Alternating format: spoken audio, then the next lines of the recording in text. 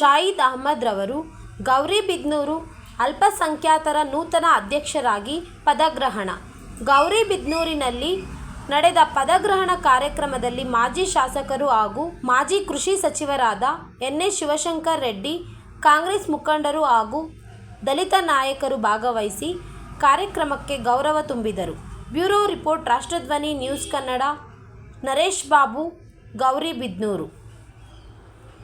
ಮಂತ್ರಿ ಆಗಿ ಸೇರಿರ್ತಕ್ಕಂಥ ಎಲ್ಲರ ಪರವಾಗಿ ಅವರಿಗೆ ನನ್ನ ಆಶೀರ್ವಾದಗಳು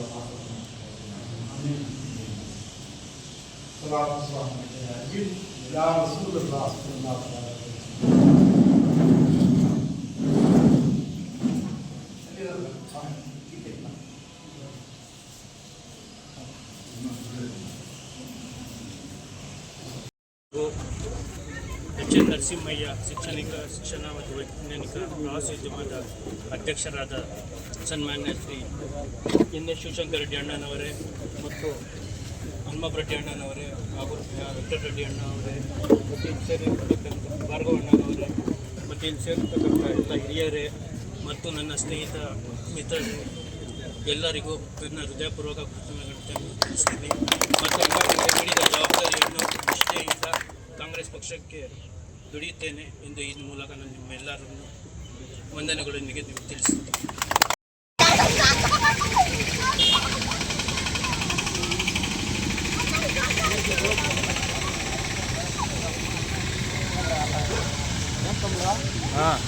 చేస్తామండి న్యూస్ ఓనబ్బా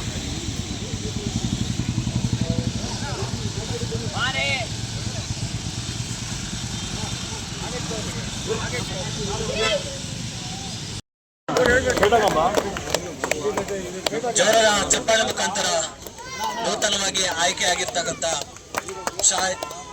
ಶಾಹಿದ್ ಅಹಮದ್ ಅವರಿಗೆ ಅಭಿನಂದನಾ ಗೌರವಾನ್ವಿತ ಮಾಜಿ ಕೃಷಿ ಸಚಿವರು ಹಾಗೂ ಎಲ್ಲ ಹಿರಿಯರು ಎಚ್.ಎನ್. ಪ್ರಾಧಿಕಾರದ ಅಧ್ಯಕ್ಷರಾದಂಥ ಎನ್.ಎಸ್. ಶಿವಶಂಕರ್ ರೆಡ್ಡಿ ಅಣ್ಣವರು ಅವರಿಗೆ ಸನ್ಮಾನ ಮಾಡ್ತಾ ಇದ್ದಾರೆ.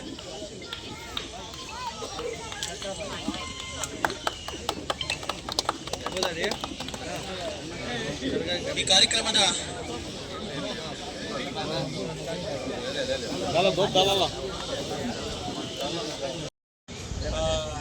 ಪಾಪ ಅಷ್ಟೇ ಅಭಿಮಾನ, ಪಕ್ಷದ ಬಗ್ಗೆ ಅಭಿಮಾನ ಜೊತೆಯಲ್ಲಿ ಇದ್ದಾರೆ, ತೊಂದರೆ ಇಲ್ಲ ಪಾಪ. ಆಮೇಲೆ ಅವರಿಗೆ ಆರೋಗ್ಯದ ಸಮಸ್ಯೆ ಆಗಿ ಮೊನ್ನೆ ತಾನೇ 6 ತಿಂಗಳಾಯಿತು ಅಂತ ಕಾಣುತ್ತೆ, ತೀರ್ಕೊಂಡು.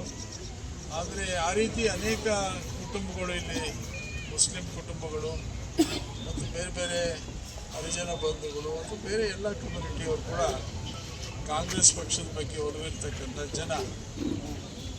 ಇವತ್ತು ಕಾಂಗ್ರೆಸ್ ಪಕ್ಷ ವಿಶೇಷವಾಗಿ ಹಿಂದುಳಿದವರಿಗೆ, ಅಲ್ಪಸಂಖ್ಯಾತರಿಗೆ, ದಲಿತ ವರ್ಗದವರಿಗೆ, ಸಮಾಜದಲ್ಲಿ ಹಿಂದೆ ಇರ್ತಕ್ಕಂಥ ಬಡವರಿಗೆ ಎಲ್ಲ ರೀತಿಯಲ್ಲೂ ಕೂಡ ಸೌಕರ್ಯ ಮಾಡಬೇಕು, ಬಡವರಿಗೆ ಅನುಕೂಲ ಮಾಡಬೇಕು ಅಂತೇಳಿ ಕಾರ್ಯಕ್ರಮಗಳನ್ನು ರೂಪಿಸ್ತಾ ಇದೆ.